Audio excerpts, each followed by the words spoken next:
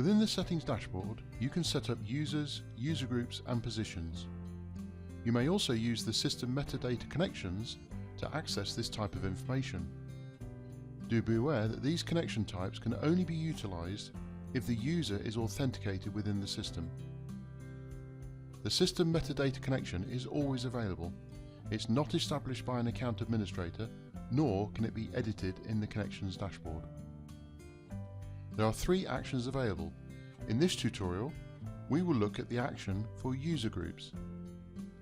It's quite likely that you will use the user groups action alongside other actions, and that's what we are going to do in this tutorial. When a 360-degree appraisal form is opened, we will populate a drop-down field with all of the available user groups in the system. Once a group is selected, we will use the group ID as a parameter to populate a second drop-down with all of the users that are members of the group. On the Page 2 is opened event, and only if the workflow stage is appraisal, we will use a connect command to populate the user group drop-down. We've already included a conditional branch so that this behaviour is only triggered at the first appraisal stage.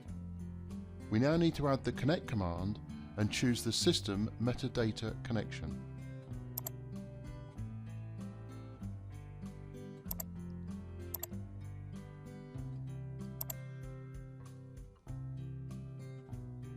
In the Actions section, there are 3 options.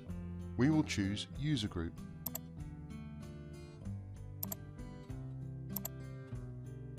There are only a few parameters to choose from. We will populate the group name as the caption of the drop-down and the group ID as the value.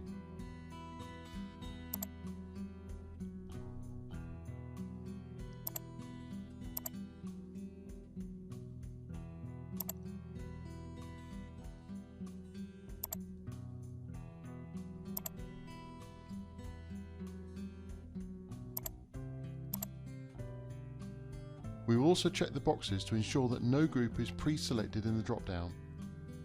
Details of how to populate a drop-down object using a connection are covered in a different tutorial video. This connect command will populate the user group drop-down. The next step is to populate the user drop-down based on the user group ID selection. Remember that this will be the value of the user group selected in the drop-down.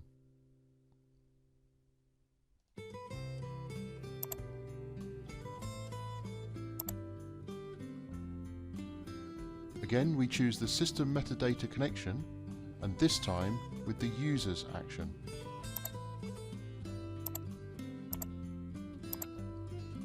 As a send parameter, we will use the user group ID, which will be taken from the value of the group dropdown.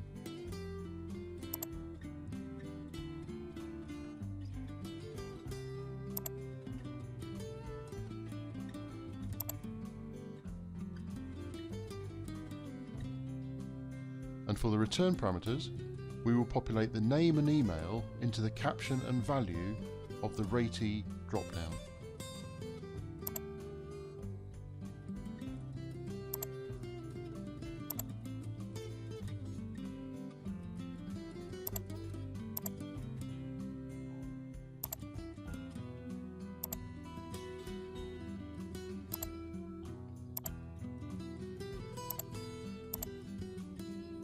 Let's test the behaviour by previewing the form.